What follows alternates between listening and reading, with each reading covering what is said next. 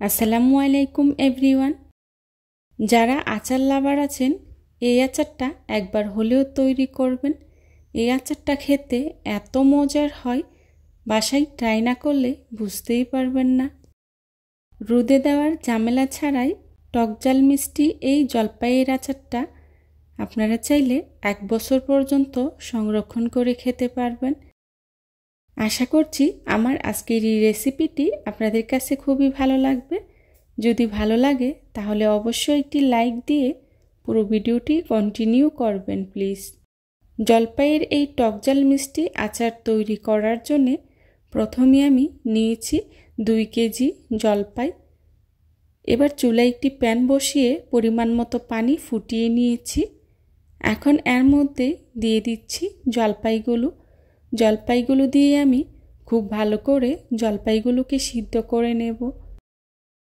জলপাইগুলোকে আমি 10 মিনিটের মতো সময় নিয়ে সিদ্ধ করে নিয়েছি। দেখুন আমার জলপাইগুলো সিদ্ধ হয়ে গিয়েছে। এবার চুলা থেকে নামিয়ে একটি স্ট্রেনারে ঢেলে পানিটা ঝরিয়ে নেব। আমি জলপাই থেকে পানিটা ঝরিয়ে নিয়েছি আর জলপাইগুলো ঠান্ডা হয়ে গিয়েছে। এবার জলপাইগুলোকে আমি হাতের সাহায্যে ম্যাশ করে নিচ্ছি। দেখুন আমি কিভাবে জলপাইগুলোকে আধভাঙা করে নিচ্ছি।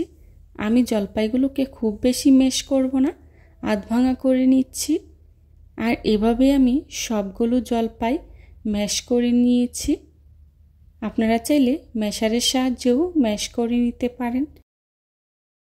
এবার আচার তৈরি করার জন্যে আমি একটি মশলা তৈরি করে নিচ্ছি। তার জন্যে চুলায় একটি প্যান বসিয়ে এর মধ্যেই দিয়ে দিচ্ছি 1 টেবিল চামচ 5 ফোড়ন, 1 চা চামচ জিরা, 1 চা চামচ মৌরি বা মিষ্টি জিরা, আর দিয়ে দিচ্ছি 1 চা চামচ ধনিয়া, দিয়ে দিচ্ছি শুকনো মরিচ 5টি। এখন মশলাগুলোকে আমি খুব ভালো করে ভেজে নেব। চুলার আঁচটা লোতে রেখে মশলাগুলোকে আমি ভেজে নিচ্ছি, না হলে মশলাগুলো পুড়ে যেতে পারে। আর মশলাগুলো পুড়ে গেলে আচারটা খেতে একদমই ভালো লাগবে না। আমার মশলাগুলো ভেজে নেওয়া হয়ে গিয়েছে।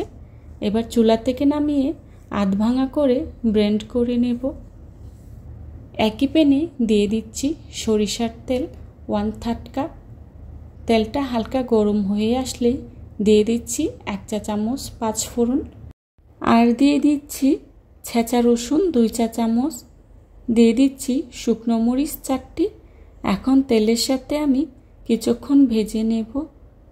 ভাজা হয়ে গেলে দিয়ে দিচ্ছি সরিষা বাটা 2 চা চামচ। এখানে আমি হলুদ এবং লাল 2 রকমের সরিষা ব্যবহার করেছি। সরিষা বাটা দেওয়া হয়ে গেলে তেলের সাথে বেশ কিছুক্ষণ সময় নিয়ে ভেজে নেব। ভাজা হয়ে গেলে এর মধ্যে দিয়ে দিচ্ছি আগে থেকে ম্যাশ করে রাখা জলপাইগুলো দিয়ে খুব ভালো করে মশলার সাথে মিশিয়ে নেব। জলপাইয়ের এই আচারে ছেঁচা রসুনটা ব্যবহার করলে খুব সুন্দর একটা রসুনের ফ্লেভার পাওয়া যায়। তাই এই আচারে ছেঁচা রসুনটা ব্যবহার করার চেষ্টা করবেন। তেলের সাথে জলপাইগুলোকে আমি মিশিয়ে নিয়েছি। এখন এর মধ্যে দিয়ে দিচ্ছি লাল মরিচের গুঁড়া 1 চা চামচ, দিয়ে দিচ্ছি লবণ 1 চা চামচ। এখন আবারও জলপাইয়ের সাথে মিশিয়ে নেব। মেশানো হয়ে গেলেই এর মধ্যে দিয়ে দিচ্ছি চিনি 1 কাপ। এখানে আমি 1 কাপ চিনি ব্যবহার করেছি। আপনারা আপনাদের প্রয়োজন মতো চিনিটা ব্যবহার করবেন। আমি যেহেতু টকঝাল মিষ্টি আচার তৈরি করছি তাই চিনির পরিমাণটা কমিয়ে দিয়েছি।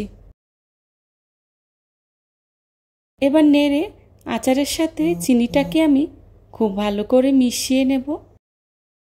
আচারে কিন্তু লবণ, চিনি আর ঝাল এই 3টা জিনিস আপনারা আপনাদের টেস্ট অনুযায়ী অ্যাডজাস্ট করে নিতে হবে।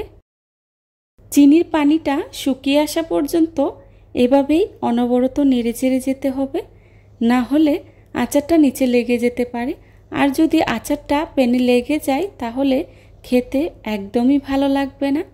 তাই অনবরত নেড়ে চেড়ে চিনির পানিটা খুব ভালো করে শুকিয়ে নিতে হবে। এখন এর মধ্যেই দিয়ে দিচ্ছি আগে থেকে তৈরি করে রাখা আচারের মশলাটা দিয়ে আচারের সাথে খুব ভালো করে মিশিয়ে নেব। মশলাটাকে আমি নেড়ে আচারের সাথে মিশিয়ে নিয়েছি। এখন এর মধ্যে দিয়ে দিচ্ছি 1 চা চামচ চিলি ফ্লেক্স। আবারও নেড়ে খুব ভালো করে মিশিয়ে নেব। চিলি ফ্লেক্সটা আপনারা আপনাদের টেস্ট অনুযায়ী ব্যবহার করবেন। তৈরি হয়ে গেল আমার মজাদার টকঝাল মিষ্টি জলপাইয়ের আচার। দেখুন আচার থেকে তেলটা ছেড়ে দিয়েছে, তার মানে আমার আচারটা পারফেক্ট হয়েছে। এবার চুলা থেকে নামিয়ে নেব। এই আচারটা খেতে এতটাই মজার হয় যে বাসায় ট্রাই না করলে বুঝতেই পারবেন না। চেষ্টা করেছি খুবই সহজভাবে আজকের এই রেসিপিটি আপনাদের সাথে শেয়ার করার জন্য। আশা করছি আমার আজকের এই রেসিপিটি আপনাদের কাছে খুবই ভালো লাগবে। যদি ভালো লাগে তাহলে লাইক কমেন্ট শেয়ার করতে ভুলবেন না। আচারটাকে আমি একটি সার্ভিং ডিশে সার্ভ করে নিয়েছি। ঠান্ডা হলে একটি কাচের বয়ামে ভরে সংরক্ষণ করে নেব। যারা এতক্ষণ ধৈর্য সহকারে আমার ভিডিওটি দেখেছেন তাদেরকে জানাই অসংখ্য ধন্যবাদ। এই ধরনের সব ঘরোয়া এবং মজার মজার রেসিপি পেতে আমার চ্যানেলটি ভিজিট করে আসবেন প্লিজ।